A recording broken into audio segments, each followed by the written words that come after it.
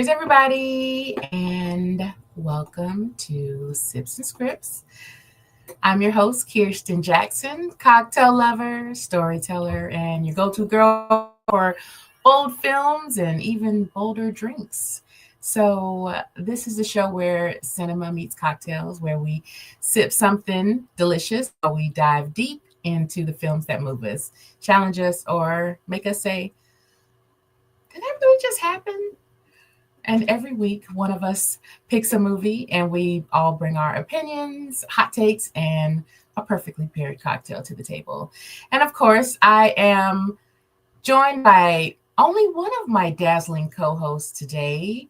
Uh, Terrell is here with us. Jeff is out working, doing some things for some spirits brands. And so he is not joining us today, but Terrell is here. Say hey, T Rex. Hey, what's up, everybody? Welcome to Sips and Scripts. Yeah. How are you doing, Terrell? How are things going? Um, Doing all right. Ready for the school to kick back in so these kids can get out. Oh, my babies. Well, um, are they excited about school starting? No, they're excited for summer to be extended. I know that's right. They don't get long summers like they used to, like we used to. I know we used to go back around end of August, Or no, early early September, September. like Yeah, yeah. yeah, right after Labor Day. Like, all right, y'all Mhm. going back in there. Yeah. Our summers were like from June to September, something like that. We were real stupid when we went back to school. What? I remember one time I was trying to spell word. Spell word. I sat there for a Terrell, good 15 minutes. I was like, yes, this was middle school. I'll never forget because I was sitting there. It was like, tell about what happened during your summer vacation. I was like, I just need to spell word. Girl, don't act like this wasn't the other day. Okay. Don't front. All But right. we were good by the time we went back to school. But yeah. Well, I hope that they have a wonderful and safe and productive and successful new year, my babies. They will. Or They, else. oh Lord. Anyway. All right, y'all. Well, we are back this week. And this week's pick is mine. So we're going a little light and funny and just a little heavenly. We are talking about the 2001 fantasy comedy Down to Earth, starring Chris Rock as Lance Barton, along with Regina King, Eugene Levy, Frankie Faison, Jennifer Coolidge, and Wanda Sykes. It is a body swap afterlife comedy where a struggling comedian dies before his time and comes back in the body of a rich white businessman. So somehow hilarity, romance, corporate philanthropy is all mixed in there all together. So we're gonna start off with sharing some trigger warnings. We'll talk about death, attempted murder, themes of the afterlife, all of that stuff. So if that's not for you, you can join us next time. But we hope you'll stick around because it is a lighthearted film. So, but we'll start off like we always do and give our personal history with the film. Um, Terrell, how about you show them how it's done? All right. Well, with Down to Earth, I don't believe I saw it in the movie theaters, but I did watch it. Huge Chris Rock fan. Love his stand up. Love some of his movies. This is probably one of his better films, other than Head of State. And I watched this one a few times. I believe I bought it on DVD, Okay. and I would watch it from time to time. How Okay. about you? Well, I can't remember the first time I saw this movie, but I feel like I saw it not when it was new. Like I might have saw it when it was like released either on TV or DVD or something like that. So I don't have an extensive history with the film, but I added it to the our calendar because I watched it over the Christmas holidays with my family, and I was like, oh, this has some interesting themes, especially with the new administration that we were going into, it's like, this might hit a little different. So it's like, we can talk about it a little bit. But yeah, so that's my history, which I guess is not much of a history, but here we go. Um, but yeah, so sorry, Terrell, but since I picked the film and Jeff isn't here, that leaves it for you to do the That'll work. 60-second recap. Oh, you look like you're ready. Can you cover this film in 60 seconds? Are you ready? I believe so. It was a short film. It was. It Actually, was it wasn't. really. I think the runtime was like an hour and 45 minutes. I was like, not too bad, but You must have had the director's cut. What was you doing? I like the tight 90 of the 90s. The 90 of the 90s, honey. That tight 90-minute film. Yeah. Which I thought this was, but I was like, I looked at the runtime and I was like, I think it was like an hour and 47 minutes, something like that. Close. There were some things that could have been cut, but there was definitely some Chris Rock fillers. So, all right. Well, I'm going to count you in. So whenever you're ready, you just let me know. All right, I'm ready. Let's get it. All right. 1, 2, 3. All right, we got Chris Rock, Lance Barton. He's known as Bowie. He's trying to get on the Apollo. He's a stand-up comedian, but he just can't get that traction that he needs. So he's off to try to get an audition to be on the end of the Apollo. I guess they're closing the Apollo Theater, and he gets taken before his time. He's supposed to die in 2040 or 2044, something like that. But he was taken before his time, so they needed to get him a new body so he could go back and continue to live his life because it was heaven's mistake. So he gets into the body of a rich white man, and hilarity ensues, I believe. I wish they hadn't picked the old fat white man, but they did. And he meets Regina King, falls in love with her. He gets her to fall in love with the rich white man, and he gets another body, and then they live happily ever after. I think it's his third body.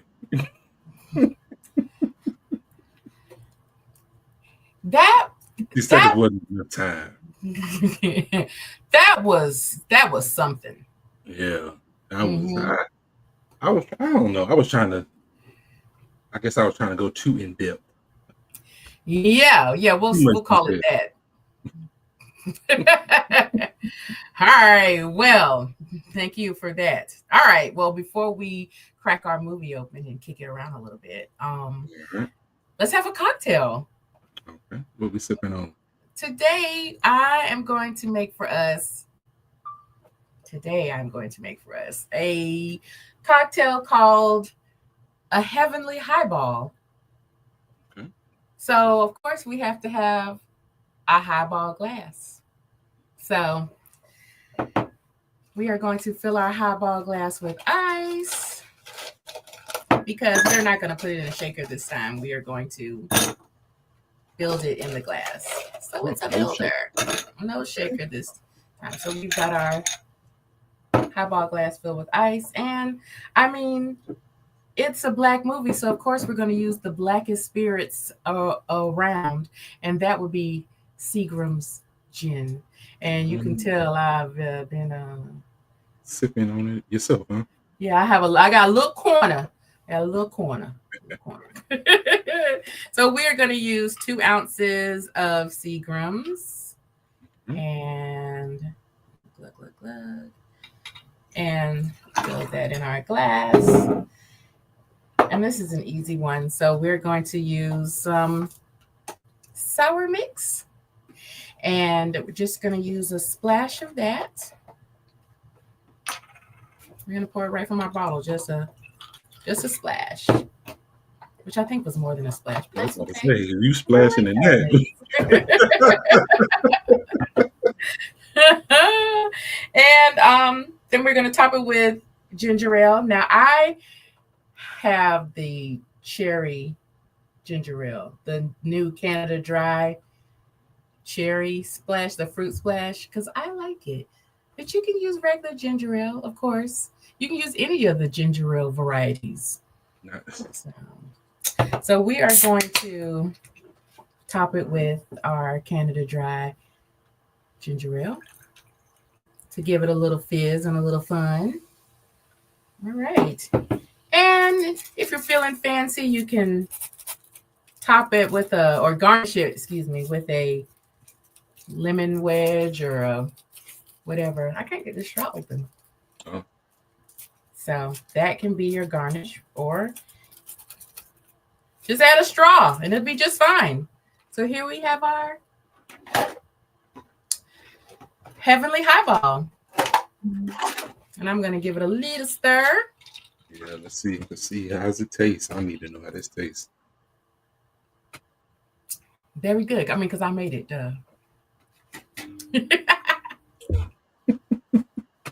All right. So there you have it. And now we can get into this film. All right. So, oh, but you know what? Let's have a little sip of history, a little fun fact. The highball is one of the simplest drink bills, but it's also one of the most versatile. You can do a lot of things like different cocktails you can build in the highball glass. And it's just like our body swap comedy, it's all about what you put into it. So, therefore, let's get into the technical summary of our film. All right, so Down to Earth is a 2001 American fantasy comedy directed by Chris Rock and Paul Weitz and co-written by Chris Rock, Lance Cruller, I don't know if I'm saying his name right, Ali Leroy, and Louis C.K. It's actually a remake of the 1978 film Heaven Can Wait, which Terrell and I were talking, and we were like, we didn't know it was a remake. But you know, there's a ton of films we didn't know were remakes until you like go to the Wikipedia page and you're like, oh, It's a remake. I didn't know that. Okay. Mhm. The film was released in I'm sorry, it's a remake based on the 1978 film Heaven Can Wait, which is based on the 1938 stage play by Harry Segal. And the film was released in February of 2001, February 16th. And while it did pull in 71 million against a 30 to 49 million dollar budget, critics were not feeling it. So Rotten Tomatoes gave it a 19%, Metacritic gave it a 32 out of 100, and the cinema score, they were a little more forgiving. They gave it a B out of there because they have the like school grade ranking Oh system, and yeah. they gave it a B. Yeah, so it was not a flop because it did recoup its money like twice over, but it Mhm. just was not critically received well. So Which um is most Chris Rock movies. I don't think they're really really people really don't gravitate toward his movies like that. I think that that is true. And I also think that like, which we've mentioned before on this podcast like several times, that black films, especially black comedy films, are critiqued really heavily. Um, and they were critiqued by white critics. So They might not it, get yeah, might not our okay. experiences, Yep. Mm-hmm. yeah. So yeah, so we all we share the critic stuff just because it's relevant information. However, you know, You we like what you we like. you Subjective. like what you like, and we love our films differently, and we know our experiences. So so yeah, so how about a little movie trivia behind the clouds, if you will. Okay. So Chris Rock reportedly rewrote a lot of his own dialogue to better match his comedic style. The Apollo Theater scenes were filmed on location in Harlem using real audience members for crowd shots. Uh, Eugene Levy improvised many of his angel bureaucracy lines, so that led to like a multiple improv moments from the cast. And the penthouse protest scene, where we first kind of meet Regina King, required a special breakaway coffee table so she wouldn't actually hurt her wrist during filming. And our last bit of trivia is Jennifer Coolidge's role was expanded after early test audiences loved her improv takes. And after I like read that bit of trivia, I was like, okay, because it did seem like for her to be kind of this side character, like wife, like they did give her a lot of screen time. And I was like, over and over again. She was, but it was enjoyable, and I like Jennifer Coolidge, so because I think she's cool. Yeah, I like her. She's funny. She's in a lot of Chris Rock movies. Like, yeah, he apparently really respects her work and comedic style. So yeah, I enjoyed her role in this film, and I was like, yeah, that makes sense that they would probably have her as a throwaway character, but if she's doing so good, they're like, okay, let's give her a little more time. So, all right. Well, now that we got all of that out of the way, the preliminaries, let's get into it. So, I have a question for you. All right. How well do you think Chris Rock's comedy like translated into this whole body swap thing? Like, because he had to the interesting choice that the writers and like the screenwriters made was that it was a body swap, but we still saw just Chris Rock through the film. Like every now and then they would remind us that, oh yeah, it's somebody else, but it's still Chris Rock. So do you think that he did that well, like maintaining his personality, but also playing as someone who was in a different body? Like, what do you think about that? To be honest, no. I respect that. Chris Rock was playing Chris Rock. It was basically just Chris Rock riffing and doing Chris Rock things and saying stuff that Chris Rock loves to say. I mean, it was just Chris Rock being Chris Rock. No one, I would have never thought in a million years that he was Charles Wellington III ever. yeah. And I think that's another thing that they should have picked someone else. It could have been another white person, but it could have been someone that was kind of like, I guess you would say, cosplaying as Chris Rock, like that little Dickie video with Chris Brown. Have you seen that one? Where they switch bodies and it's like he's acting like Chris Brown and then Chris Brown's acting like Lil Dicky. They could have did something to that effect, I believe, and I believe that would have went over a little bit better because you just basically see Chris Rock the whole time, and then flashes of this white dude looking silly, and then it's right back to Chris Rock, and it's like, okay, was this dude even real? Like it looked like. So a lot of times, like what I'll do when preparing for our episodes, I'll listen to like other podcasts that have done the movie, and it's interesting that you say that because I like there was this one podcast I was listening to. They were saying that like exactly what you said, like that it was very weird that we just saw Chris Rock and every now and then we be like reminded, but it might have landed better if he would have shared this role with another comedian. Yes. So maybe like a Gary Owen. Huh? Maybe a Gary Owen. If I was Gary Owen and Chris Rock, I think I would. Gary Owen, yeah. But you know what? I think it might have been even for like because Gary Owen is like very black coded. So like I think that this podcast they were saying like Bill Murray could have done it. Like because he would have been awkward in like, but that I don't and it would have been in a time where that whole white person trying to act black would have been accepted. Now that could not happen now. It'd be riots in the streets. But that would have because we had that with what's the Queen Latifah movie So, bringing down the house with yeah, it also has Eugene Levy in. Isn't Eugene Levy in that as well? yeah, he is. um but yeah, bringing down the house, when we have like Steve Martin and he's like portraying a black person, or like they're being their black coded at the end. Mm. And so we could have had like Bill Murray, or maybe even like who's the other Or guy? they Jim could have got Carrey. Jim.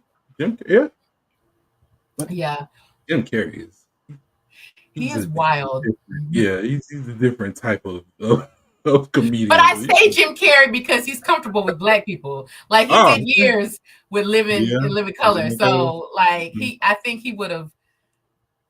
I don't know. Jim Carrey can kind of get go off the rails, but I think he would have done a good job and would have handled that well. But yeah, I think that it could have been, and I get that this was Chris Rock's movie and it was a vehicle Mm. for Chris Rock, but maybe like sharing that spotlight could have Yeah, been like, like better especially in received. some certain parts, like parts where he's doing like the black things, I guess you want to call it that. If he's rapping the Rough Riders, and you just have just the white guy like the whole time, not just like kind of like you see Chris Rock, and then it switches the camera, and then it's the white guy rapping the song. It's like, he was, Yeah, because those scenes that were like that were supposed to remind us that that it's not Chris Rock. It was mhm. really like split second, so you could tell that this actor that they used was not really giving a Yeah. lot of that. Like it was just like, because whenever he was like rapping, stop, drop, and then it was just like a few scenes of him doing that. So it was like Mhm. they really did not utilize him well, and I feel like that they didn't utilize him because maybe he just wasn't conveying that, and so they just needed him for the split second just to remind us. But I don't know. I feel like that role could have been given to a white comedian, and they could have shared that. And I don't Yeah, know. I think it would have. Yeah, I believe that would have made it pop a little bit better than it did. Which I don't Mm. mind seeing Chris Rock. He was good in it. He was being Chris Rock. But Yeah, just yeah. him, like even if he was on the stage, like when they were doing the stand up scenes, and it's just Wellington doing the Hmm. stand up without Chris Rock, without you showing Chris Rock, I would have been like, okay, that's believable. But if you just Yeah. have Chris Rock doing Chris Rock stand up, then it's like, okay, Yeah. It was you don't even basically, care that he's yeah. It was basically like a Chris Rock stand up movie. And it was like, pretty oh, much okay. Okay. So, and it was hard for me to, like, I've seen the movie before and I knew the premise of the movie, right. but it was still hard for me to be like, this is not Chris Rock, or this is Chris Rock and another body. I like, because I just kept seeing Chris Rock and it was like, okay, well, okay. Yeah. Even when they switched to the other body, when he got the last body, Joe Guy, which is the most generic name you could ever have for Totally. anybody. His name might You're as well have not been John Doe. you're not wrong. I was like, they could have at least had him. You're not wrong. Like, and I was So like, yeah. okay, Well,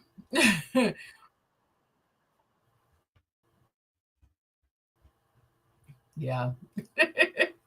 Well, all right. Well, I have another question for you. all right, shoot. The romance between Lance and Charles' body, the Wellington body, and Santi, did that work for you or was it weird? Because it was weird for me. It was very weird because I would always picture the white man they keep flashing every now and then, kissing up on Regina King, and I'm like, would she really go for it?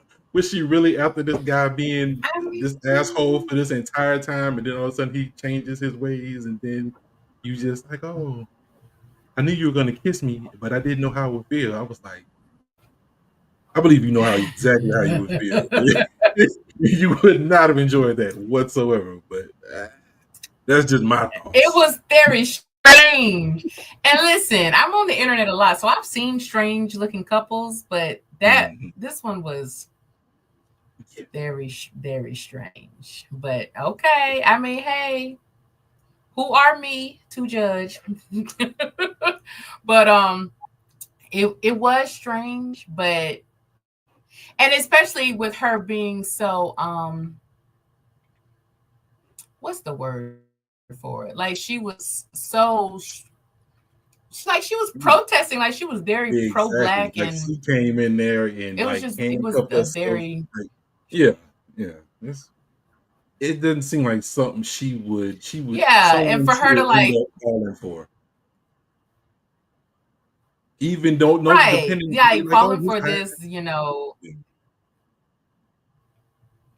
think there's a delay. yeah, falling for this rich old white guy and blue blood. Yeah, I think there is too. But yeah. Um but yeah, do you got any points you wanna pull out? I just it's what did you think about the because it seemed like it's like movies they kind of like show you a glimpse into what's really happening and like the board meeting and like you saw a board room full of white men and they were like talking and he comes in talking about how he's gonna start treating people and doing right by people and not mistreating people and the company was just like nah, I don't think we're gonna go for that and they was like their thing to get rid of him was to just like kill him like how accurate do you think that is when not the killing part, but just the we need to stop this person, he's losing us money type of thing going on? Because like they was really pissed. Like he came in there like, yeah, I'm gonna do this and do that and do this, and like I guess before the week was over, he was out of there. Like, they made sure they got rid of him quick, and I was just like, wow, it's just like people. It's hard for things to get right when people don't want to do right. So I just want to know what you Yeah. thought of that scene right there.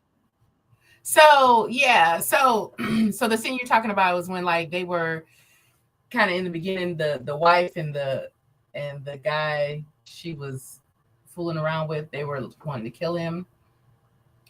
I Well, no, not that part. The part where he goes to the boardroom, where they having the board meeting, and like all the guys oh are there, and they're like, and there's like there's supposed to be a no camera, no media type meeting, and he oh was like yeah, he yeah. invited everyone, the Oh people, yeah, even yeah, the yeah. patients and everybody, and I was like, I don't think he would have did that in real life, but they were just like, okay, he's I going off the rails, we got to stop him, kind of thing. It was like they was really like we don't want to lose a cent. So if we lose a penny, somebody got to go down for it.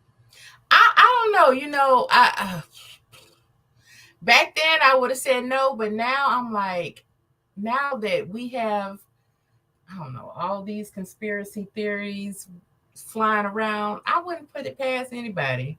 And I bet a lot of people got offed in the 90s and 2000s. Trying to do something Li- good. Were you trying to do good? Hold up. yeah, definitely. I feel like, I've because I'm one that believes that Michael Jackson was murdered. Okay, Oh, yeah, so 1000%. I believe Michael Jackson was murdered. because yeah, they would have made more money from his death than from him trying to do Mhm. that concert to Because try and make a comeback. he had too much. He owned too much. He knew Yes, where it was. He was like the money's not in me releasing music and putting music out. The money is in buying everyone's catalog and owning that. yes, yes. Because him having the Beatles catalog and all this stuff like made him a Mhm. real target. And that, from my understanding, Sonny now has it back.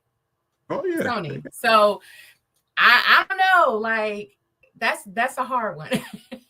That's a hard one because, like I said, back then I would have been like, oh man, they wouldn't just kill somebody just to get them in check, but It happens. It but happens.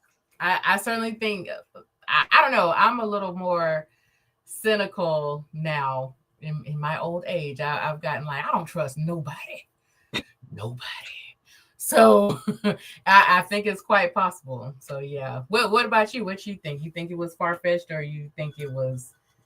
I think that, like you said, looking at the movie now, back then I would have been like, that's too crazy. They wouldn't even do all that. They would just vote him out or come up with some kind of scandal to get him put out. Right. But for them to go out of action, but now I'm like, it's possible. It is. It It is can quite happen. possible. I've seen crazier things happening every day, Hmm. more and more. It's like it You seems like know, we're turning into an actual TV show or movie is crazy just to see how yeah. things are going now. And I feel like I feel like nothing really changes, but I just think that the access we have to information is just different, so we know about things more. Because I was But reading, movies, well, no, not because the people inner seem workings of less things. informed with all this knowledge than they did before. Well, I think that if you seek out information, I think you can find it. Like, because I was reading, like, the latest conspiracy theory that I was reading was one on the Titanic, um, Which one? saying it was. Let me see if I can remember it correctly.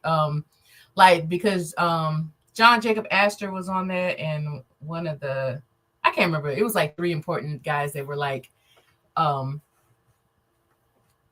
had their hand in like the federal money system, and that they they sunk that ship because they needed control of like something. I don't know. I have to send it to you. But I was like, Mm. I could see it. Yeah, I could I can see it. Yeah, because see I heard another one about the Titanic, and it was the one where it was like that ship really wasn't the Titanic. It was another ship that was identical to the Titanic. I forgot the name of it, but it's another ship that they built identical to the Titanic, and they needed some insurance money. And the Oh, Titanic had like the most now insurance that's on far it, so fetched. Now, they sunk that ship so they could get the insurance money from it because I guess they were going under. okay. Now that is okay. But you hear these, especially if you But like if and you jump look, on I YouTube, just feel it's so like we many live in this different world where videos. hell, stranger things have happened. Like, and that's what I'm saying. Like, I think like people are misinformed, but I also think that that is a symptom of this 24-hour news cycle that we live in, and like where access to media is just so much more prevalent than it was. Like, I can get on and say, I did this and that, and I built the Statue of Liberty, and I just had it in my backyard, and then I put it up in New York. Like, and people be like, yeah, yeah, and they'll share that video, and like, Hmm. so it's And then people would crazy. try to But debunk you, I and then think it'll be all these TikToks. Like, there's no way she did it. They'd be like, but I think she did. You yeah, find because people I that saw agree her. with you. She was in her backyard. She was building something. So yeah, which I know it wouldn't be me because I don't go in my backyard. So I've already debunked myself. But anyway, but yeah, like I feel like our access to media is very, very, very full, and it's like the way we receive media, and like, because I know personally, I don't watch the news, but I know what is happening because I have Facebook and TikTok and Instagram. And so sometimes I have to be like, I might better fact check that before Yeah. because you remember the episode where I announced somebody died and y'all were like, I don't think so. And I was, yes, Yeah. they He was like, did. he was like, yeah, Layla Ali died. She passed away. I was like, what? Oh, I was like, what? yeah. Honey, I was about to put her Wait a in the minute. ground. I I was was like, like, I don't I've think got that's some true. distressing news, guys. And y'all were like, what? Whoopsies. So And then I yeah. was like, you literally turned into an old lady at that moment. I swear I saw it on the book. It was right there. it was all over. Honey, listen, I was letting everybody know. Y'all pray for the Ali family. So yeah, And she just sitting at home minding her business. minding her own business, and I done put in the damn ground. Sorry to this woman. But yeah, so all right. Well, I have a question for you, which we already kind of touched on it a little bit, but Mhm. the movie like touches on class and race and corporate greed, and it does it in this like really lighthearted manner. Like it's you it makes you aware, but it's also like you still feel like, oh, I'm still in a comedy. Like, Yeah. this is still a comedy film. Do you think that it actually said something, or do you think it was just means for a joke? Like, and I'm gonna answer first, Oh, and then I'll throw it to you. But I feel like I've always felt like if you want to know something, or if you want the future told, you will get it from comedians. I don't know what it is, and maybe I need to do some research, but like, and so I can take a deep dive on how comedians know things. And I really think that it's because they're not afraid to say what they're thinking, to say what they're feeling, or and to like make jokes about situations. But comedians, they know stuff. Like, mhm, I don't know, maybe because they can peel back layers and find the funny in situations. mhm, But and I feel like maybe if I hadn't had a few sips of this cocktail, I could come up with some examples. But like comedians, especially comedians like Chris Rock and Wanda Sykes, they, especially once they started rising, their mhm, jokes got a little more political and stuff. And the things that they were saying were like happening. mhm, So so I think that for a movie released when it was 2001, mhm, the talks about, because there's a song in this movie where it's like, what if I was white, what if I was white, and I it didn't land on me then when I saw it, but I was like, yeah, people have been feeling this way and raging about, if things were flipped, and how different their experiences would be. So but what do you think? I think that I think they use comedy as a vehicle to try to push real world situations, things that they know are going on, things that they can see happening. It's like you can see things happening. Like I remember the time when before COVID came, and it was Mm, like there's a disease over in China and it's wiping all these people out and it's jumping from country to country. And I said it, I believe it was like when I first heard about it, I was like, it's coming here and it's gonna be really bad. And like it's like I just because I was like, people aren't gonna do what they need to do. It's gonna be really crazy. And people mm, it's gonna be here and there's nothing we can do about it. So I was already kind of prepared for it to go the way that it went. But it was just mhm, like just knowing like it's like people like if people are actually going to try to get things done, or people just going to try to wait till it's already happening to try to react instead of be proactive. And the people in power, they were really reactive. They like to react to things instead of being proactive and seeing things down the line as like, if I do this later on, this could be the outcome. It's like, if mhm. I do this, if I don't like it, I'll just do something else. Like, it's crazy. Like you can't run a country like that or run a business like that. You can't run anything like that. To just be like, I think I'm just gonna do this today. Like we McDonald's. Okay, now we selling tacos. You be like, what? Like, but y'all been selling burgers all these years. Y'all gonna flip it to tacos? Y'all think that's the way? And it's like, like, Yeah, yeah, yeah. I was looking at I looked up on Google some comedians that predicted the future, and I didn't find very many black ones, but I know there are ones. But there is George Carlin predicted that there would be shootings in churches. hmm, He said, "You know what? I'm waiting for guns in church. It'll happen. You watch. Some nut will go ape shit in church, and they'll refer to him as a disgruntled worshiper." And he said this in 1999. And we have had a couple of church shootings. Hmm. Um, yeah. So, Yeah, I think comedians, some of them, they are really just tapped in. They're just really in tune with things that are going on because they're observant. They observe things. They see things, which is how they mm, get their stories and their lived experiences and everything like that.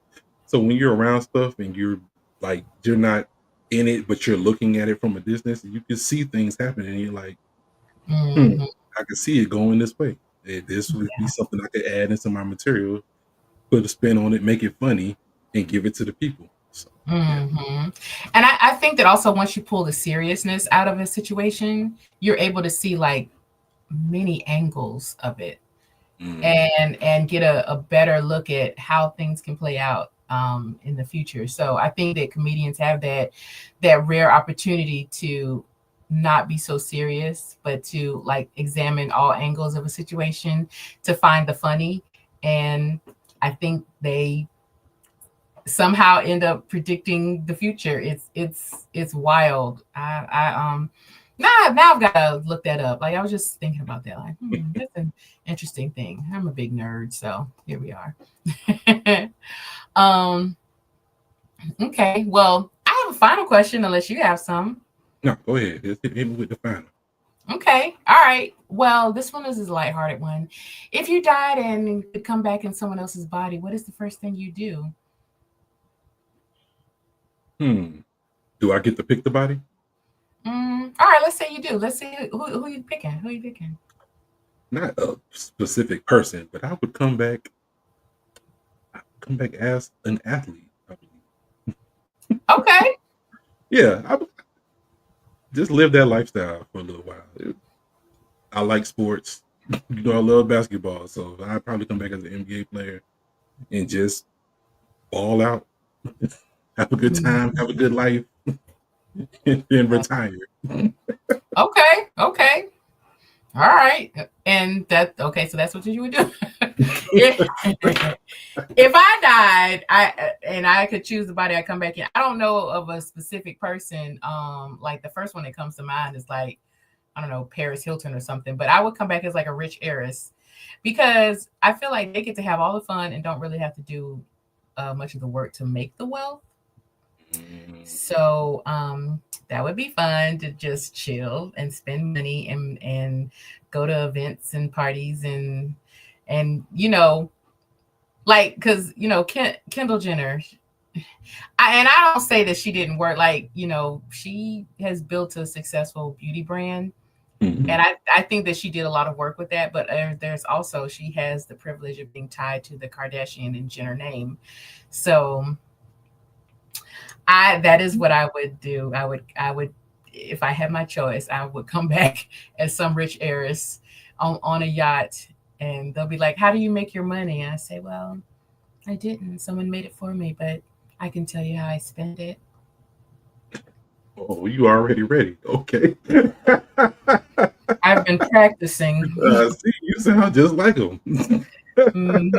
Thank you. All right. Well, you got any final thoughts about our film? Nah, this one was real lighthearted. It had some serious ideals in it, but overall, this nice little Chris Rock film.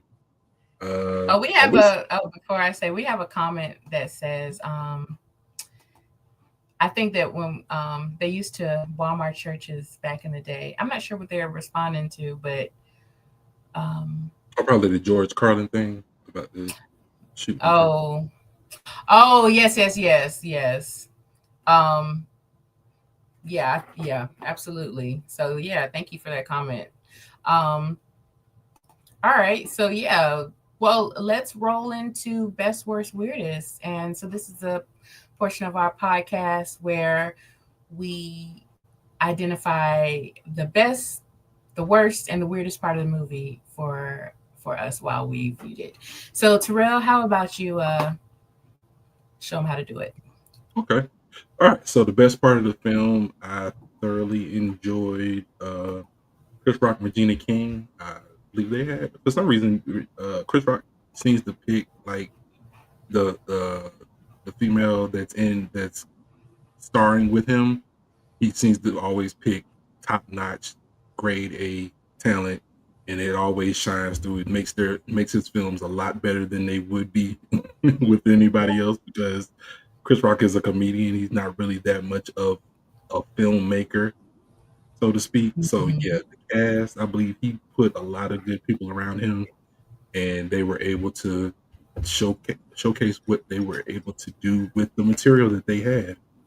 Uh, that's the worst part of the film to me is still the body stuff. I wish they had done it a different way so they'd be able to showcase exactly how it is. Like I could see when he looked in the mirror, it would be Chris Rock, but other than that, it should have been another actor to do that part and just have those mannerisms or have Chris Rock even do a voiceover or something like that. Anything that would have just Mhm. made it more.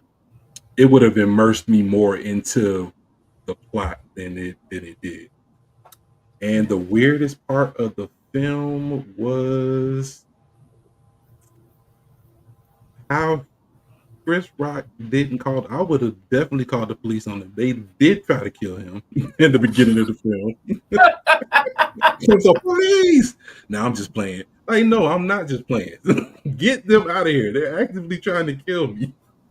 Just because they failed doesn't mean they wouldn't try again. And then in Yeah. the end, they did try again. So it's like if he was in jail, it wouldn't have been an attempt. So Yeah. that was the weird part to me. How about you? Um, let's see. I think so the best I feel like I'm about to steal your answers for you, the best and your worst. Because the best, like I think Chris Rock did really well in this film, but I think Regina King really shines. Because I think she really did this good job of, it's like, because during the film she kept saying it's something about your eyes, something about your eyes, and I was like, that's getting on my nerves. But after I thought about it, like I was looking at her facial expression and her mannerism, and she really did act like somebody who was just confused about why she is attracted to this person. And it was like, it was kind of believable, even though I was like, it's far fetched for her to be attracted to this guy. But the look on her face was like, even she was confused about it. So I was like, okay. And I think she just did a really good job of conveying that. So I think that um, Regina King's portrayal of Santi in this film was really good. And also, to your point of who Chris Rock chooses for his leading ladies, I think he does do a good job of playing opposite of women that he really respects. Mm. And because like, I can name it like at least three of his films where he did not choose, they're not the most beautiful, like model type, but they're very attractive. I mean, Regina King is gorgeous, Oh yeah. but she's not, like that model type look that you would, think a comedian would choose.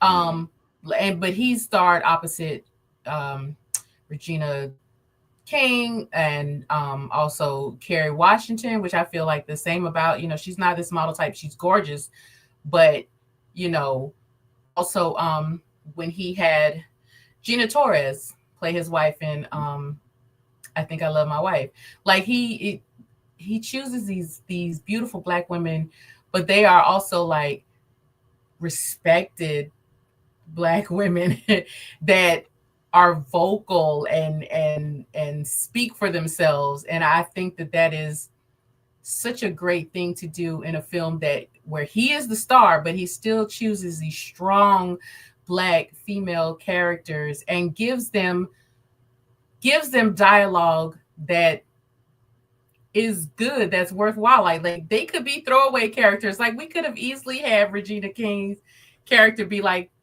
Jennifer Coolidge's character. I mean, because she was just the love interest, Mm. but Mm. And I feel like that is a testament to his confidence in his own acting abilities and own screenwriting abilities, that he could position a black female strong lead Mm. against himself. So that means he would have to step up even more. So I think that is the best for me. Um, the worst, yeah, I do feel like you said, the worst would. I don't know. I hope that they would be able to do it right, but I think that it would have been great to have like another comedian in this role, so it wasn't just like the Chris Rock show. Like it was, it was just, yeah, it was a lot of Chris Rock. And even though, like I said, it was a vehicle for him, it was still like, okay, this is supposed to be a body swap movie, but it doesn't feel that way. We're reminded every so often that, okay, remember, he's in the body of a white guy, but it was still like, it would have been good to see him pair up with somebody. Um, and I think the weirdest, I don't know. I mean, this movie is very lighthearted, so it had a lot of weird shit going on. But I don't know. The weirdest would be, I don't know. What was your weirdest again? So I can steal it. Oh, really? My weirdest was how they didn't call the police on on his wife, and I guess he was the manager. I don't know what even his position was. Like he was just there, executive assistant. I don't know. Yeah, they did give him a lot of license to, like, when he called all the media in that boardroom and all that stuff, and like really let him, because I was like, okay, now in the real world they would have shut that shit down, like, okay, all right, he's But with obviously, them, they would have escorted everyone out one by one. yeah. So maybe that'll be my weirdest, because it was like, okay, now in the real world they would have shut that shit down. But I was like, I have to remember we are in a comedy, okay? So, but yeah, so yeah, that will be my weirdest scene, I think. But you know what? One thing we did not talk about in this What's that? movie, Wanda Sykes. Oh yes. I love Wanda Sykes in this movie. I know. She And was this in is incredible. early Wanda Sykes. Mhm. And don't get me wrong, I love Wanda Sykes now. I think she's hilarious. But when we first got Wanda Sykes on the scene, she was so damn funny. Mhm. Oh my goodness. And this is like before her getting really big and before her coming out and getting married and all that stuff. So this was like raw, Yeah, she kind of uncut, she stole a lot of unfiltered. scenes. She really stole a She lot of did. scenes. I was just like, She I did. was And the running gag of her like cleaning the house in the fur coat and with the diamonds and stuff, I was like, okay, yeah, this, it was talking about good. what That kind of might, that raise did also you might, get? yeah, that might be one of my best. That she was hilarious in this movie. So I have to give And that she to was her. saying stuff that you would say about an employer that you really, really don't like. Like you're not just Yes. gonna quit your job, you just gonna talk shit. Yeah, she hated that. She hated that fool, but she showed up to work. And then you know what? That is so real. That is so real. And I feel like it was such a, even though it was like comedy, but it was such a beautiful portrayal of hating your boss but having to go to work, which is what a lot of people do. It's a Mhm. lot of us do that, and we have to show up and go to work every day. But we got to see like this behind the scenes look of the help, and I loved it. I think she was absolutely wonderful in this movie. So, all right, well, let's rate it. Let's rate it. Now, usually, now, so we always have to preface, like, we are not a review podcast. We do review movies and we do say whether we like them or not, but really we are a feelings podcast, and we talk about how these movies affect us and the cultural relevancy and how they hold up today and how what they make us think about and how they make us feel. But we do have a rating scale, and it's our Sips and Scripts cocktail rating scale. So I'm going to run through it. And a 5 would be top shelf cinema. Um, it is the most expensive spirit, and it is top shelf. Number 4, or rating it a 4, would be a signature cocktail. It's a good cocktail, not absolutely the best, but it's a good pricey cocktail.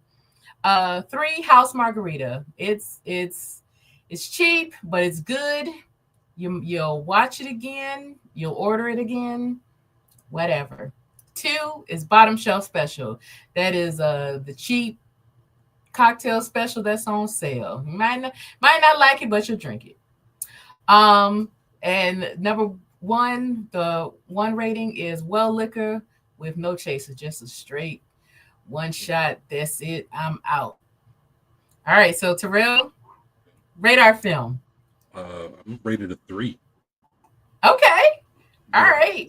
yeah, I enjoy Chris Rock films. I like Down to Earth. That's this one of his better films. So yeah, Okay. this is definitely a 3. And I want to say what's interesting. You think I forgot, but when I first told you I was putting it on the calendar, you were like, "Why are we doing Head of State? That's the better film." It And is. I still feel that way. I still feel that way.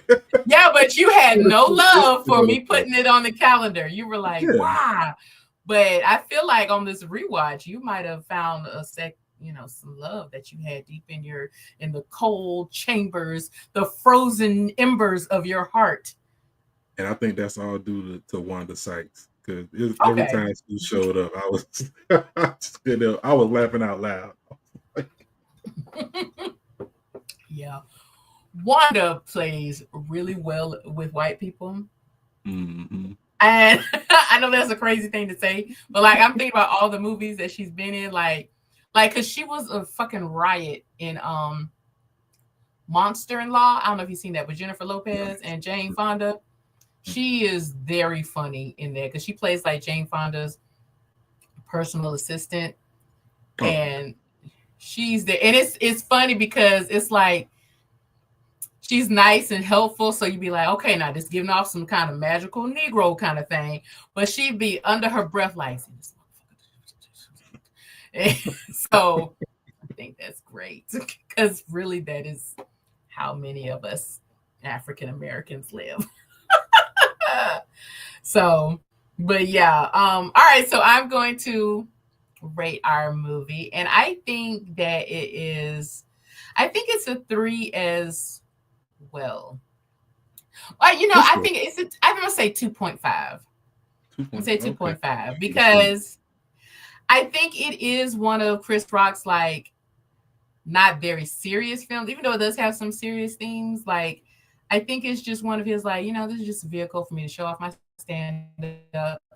So it's not one of his better films, but I'm gonna say it is one that you keep on the bottom shelf. You might pull it out and be like, oh, I might watch that. Yeah, I'll watch that. It's not great. It's not bad. It's not great. So Yeah, I think it's it's yeah. I'm gonna serviceable. say a 2.5. Yeah, but Okay. I wouldn't say it's a 3 like that. I would watch it over and over. Like it's just I will watch it again, but not no time soon. Yeah. Matter So of fact, when I went to look at it, I had already have been watching it at some point because it was like halfway through the film. I was like, when was I watching this? see there. Like, okay, that's weird. Yeah. And so I had to start over and watch it. I was like, must have been Well, one of them days. yeah. But you want to have, it's probably like where you have one of those Sundays or Saturdays where you just like let the films play. And by the Mhm. end of the night, it's like on some weird movie that you saw once in 1992. Like, yeah, Right. we were Yeah, just rolling. that was about um, right. yeah. All right, so let's have a happy hour. Who's your pick Mhm. from all the characters out of Down to Earth to share a drink with, and why is it Wanda Sykes? Oh, of course, you know it's Wanda. We about to cut up. She was at the end. She was already making a drink, so I just got to be in the car with her. You're not wrong. You're not wrong. I would choose Wanda Sykes too. So it looks like all three of us are going to happy hour. We're going with Wanda Sykes. All right. Well, what are you binging on this week? Not really binging on too much. Been playing with the boys. We've been playing a lot of Fortnite. So Oh, okay. yeah, we've been playing Fortnite together. Trying to get some victory royales with the kids before they go back to school. And they added the Power Rangers to the game, so Nice. it's been pretty fun. Pretty fun. Nice. Okay. Well, for me, I'm just like reading and stuff, but I watched what I was Wait, telling wait, you wait. before. Before you say reading, you mean reading actual books or listening to Audible? Oh, I don't listen to audio books. Oh, okay. Just And check. I Because some wish people be like, I'm reading a book. And Oh, then you you're don't like, think that counts? you're if I'm listening to a record, am I performing it? No. Okay, I think those are very different No, they're situations. not. Because you're pretending you're not reading anything. You're not doing anything. You're listening. You do that every day. You are enjoying a book. Okay. Well, okay.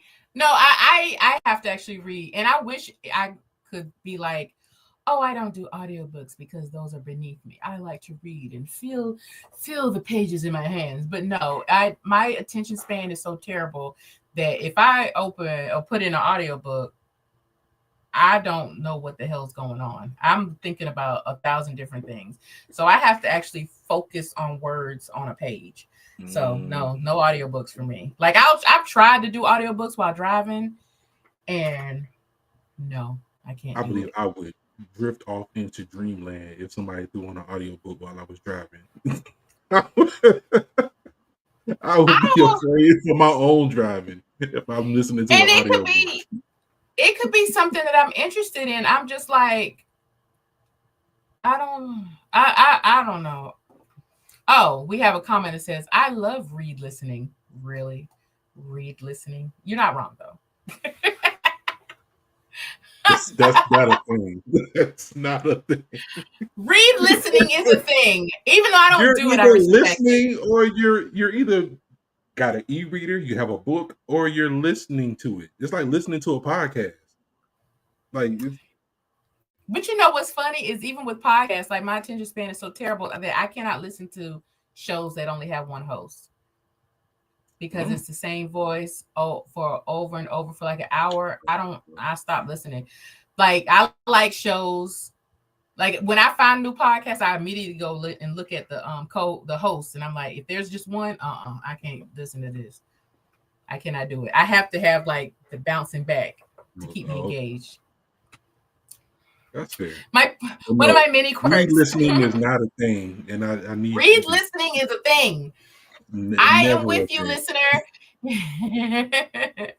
Well, I am binging. I'm reading, but I'm also binging. Before we went live, Terrell and I were talking about the Hurricane Katrina documentary on Hulu. I'm gonna check that out. I watched that all last night. So if I look a little sleepy today, it's because I watched all episodes. It's only 5, but they're like an hour long. And I watched it all last night and was filled with rage. If you have not watched it, I think you should. It is a very interesting documentary that highlights all of the just awful things that happened during that storm and how the government and the city officials were so slow to respond and really weren't given the resources. These people were not given the resources that they needed to survive this storm. And it's wild. And if you want to be angry, if you want to start your week off with a good, strong, healthy dose of black anger, watch it. Mm-hmm. Not a dose. Oh yeah, you will be angry for Monday. You will get to your desk Monday morning like, All right, I'm here. Don't say shit to me. Dang. So yeah. So yeah. But anyway, that is what I have been binging. And I started the new Wednesday season on Netflix, but I don't know if I'm gonna go back Is to it. that good? Really? It's kind of not hitting like the first season.